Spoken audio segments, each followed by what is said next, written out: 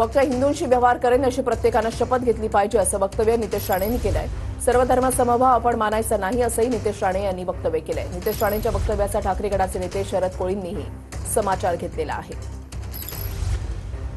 तुम्ही ज्यांना घर विकता, त्यांच्याबरोबर व्यवहार करताना ते हिंदूच असले पाहिजे एवढं फक्त काळजी घ्या। प्रत्येक लोकांनी एक शपथ घेतली पाहिजे माझ्या सहकार्याने की मी जो काय व्यवहार करेन तो फक्त हिंदूंशीच करेन। हे सर्व धर्म समभाव आपण मानायचं नाही।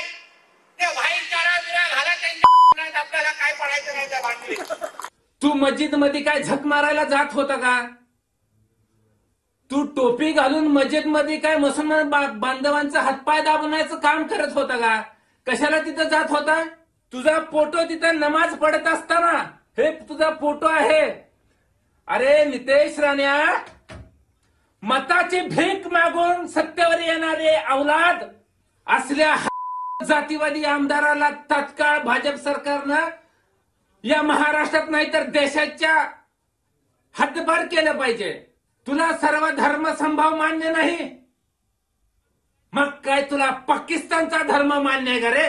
महाराष्ट्रातला 18-12 तर बहुजन आणि मुसलमान समाज बांधव सुज्ञ आहे।